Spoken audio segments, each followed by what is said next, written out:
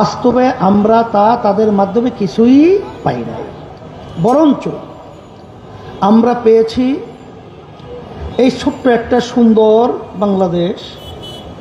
তাম দুনিয়ার মধ্যে একবার দুইবার নয়, 5 বার, আরো বেশি কম দুর্নীতির দিক থেকে ফার্স্ট হয়েছে। আজকে আমরা বাংলাদেশে কি পেয়েছি নতুনভাবে আলোচনা করে আমি আবার সময় আপনাদের ওভাবে নষ্ট করতে চাই না।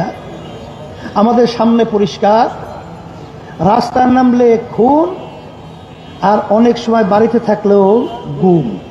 রাস্তায় গুম, বাড়িতে খুন।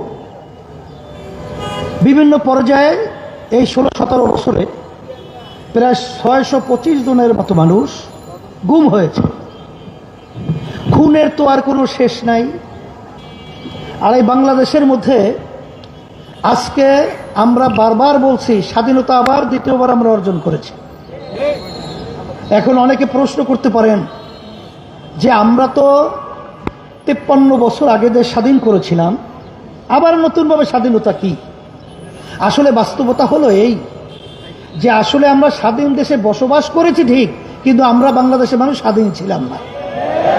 এখন আল্লাহর খাস মেহেরবানি, এখন আমরা স্বাধীনতা দেশে বাস করছি, স্বাধীনভাবে কথা বলতে পারছি। এখন আমার কথা হলো এতটুকুই যে 53 বছর স্বাধীনতার বয়স হয়ে গেল, আর বিপদ আপদ মুসিবত আমাদের হাতের কামাই।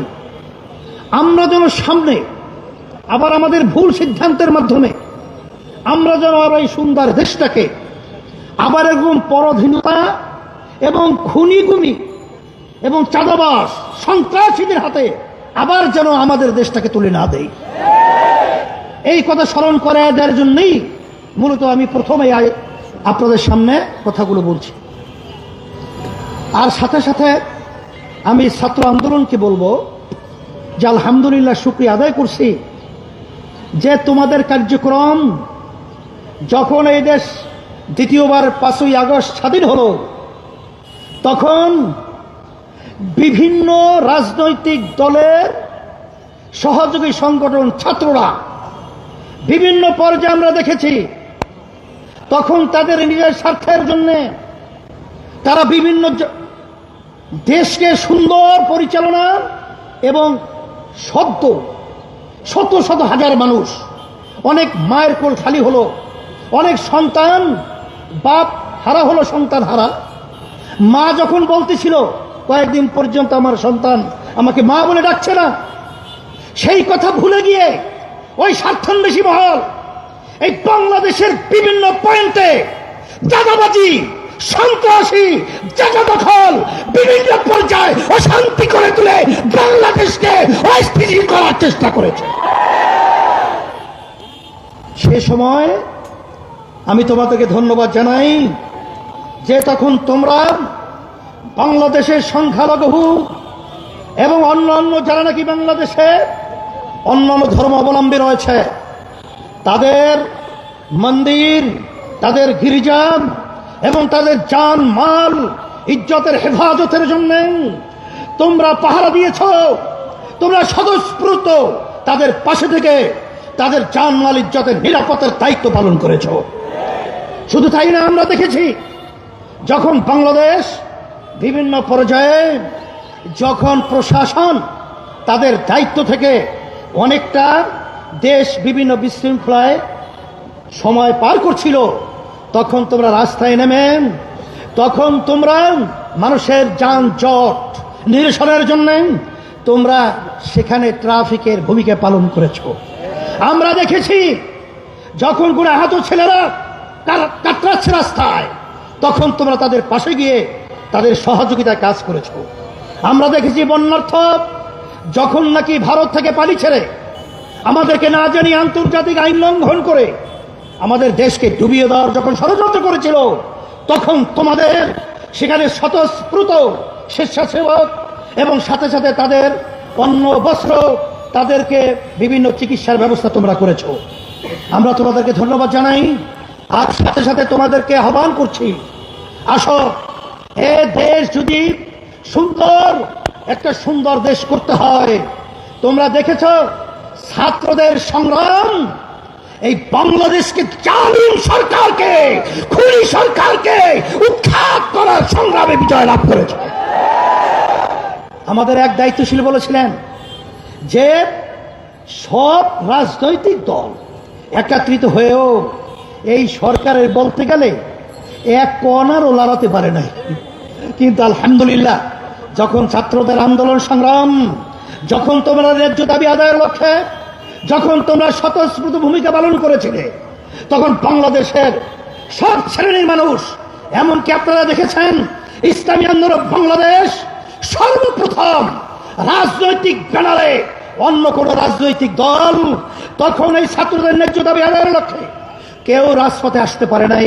তখন ইসলামী আন্দোলন বাংলাদেশ তার সমস্ত সহযোগী সংগঠন আমাদের জানমাল কুরবান করে ন্যায্যাধিকার বাস্তবায়নের পথে গায়ের ঝুঁকি নিয়ে তাদের পাশে দাঁড়িয়েছিল। কিন্তু আজকে দুঃখ করে বলতে হয়, যারা অন্তর্বর্তীকালীন সরকার আপনারা দায়িত্ব পালন করেছেন, রাজনীতি করতে করতে চুল পেকে গেছে, দাড়ি পেকে গেছে, দাঁত পড়ে গেছে, কিন্তু ওই চেয়ারে বসার সুযোগ হয় নাই।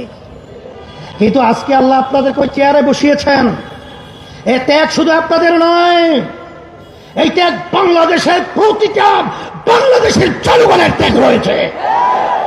আজকে আপনারা বাংলাদেশে আজকে ইসলামকে, মুসলমানদেরকে এবং তাদের নীতি আদর্শকে অবজ্ঞা করবেন, তাদেরকে গুরুত্ব দিবেন না, এটা হতে পারে না, হতে দেওয়া যাবে না। স্মরণ করাই দিচ্ছি, এদেশে শতকরা 92 জন মুসলমান বসবাস করে, এবং এই দেশের জন্য যদি কোনো কেউ কিছু করে থাকে,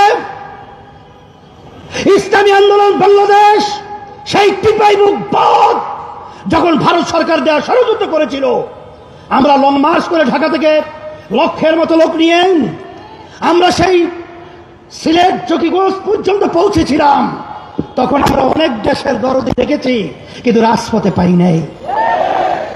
আমরা করোনার সময় দেখেছি, যখন মা সন্তানকে ফেলে পালিয়েছে, স্বামী স্ত্রীকে ফেলে পালিয়েছে, যখন আত্মীয় স্বজন তাদের পাশ থেকে পালিয়েছে, তখন ইসলামী আন্দোলন বাংলাদেশ এবং তার সমস্ত সহযোগী সংগঠন জানের ঝুঁকি নিয়ে তাদের খেদমতের জন্য পাশে গিয়ে তাদের সেবায় নিয়োজিত ছিল।